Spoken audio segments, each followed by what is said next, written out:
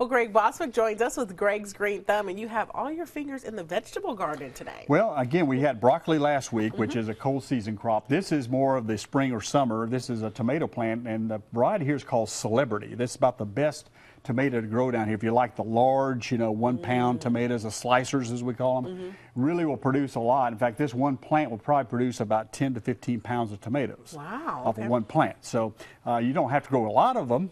Some people, of course, do, and then they sell them at the farmer's garden, farmer's market, that type of thing. But I started this one from seed before Christmas time. Wow. And it's now, getting, it's pretty stocky. It's got a ways to go, of course. But what the advantage of growing them this soon and putting them in a larger pot, of course, it has room to grow. You can't put them out now because they'd be killed by maybe a frost or freeze. Gotcha. Even a frost will kill these. So they're real sensitive to the cold weather. So what you do is you try to get a head start on spring. So you put them in the pots. Maybe you might have to even go to a larger pot eventually, but put it in the ground maybe like in the middle of March. Have this big old plant just sticking in the ground instead of these little baby plants people buy at the garden centers. And the advantage is you'll beat the bugs, you'll beat the heat.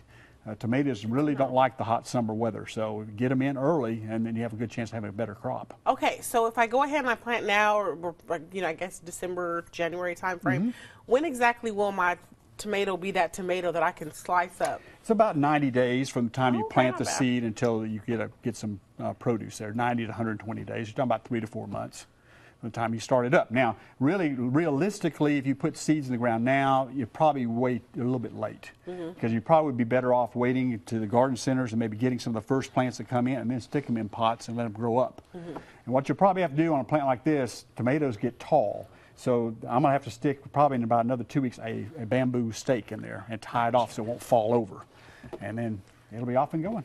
All right, now as far as getting everything where you want that plump, juicy tomato, are there any kind of secrets or anything like that, or pretty much it's the plant? Again, the variety is important. I like Celebrity. There's literally thousands of varieties of tomatoes, but this is just the one that really grows really well here.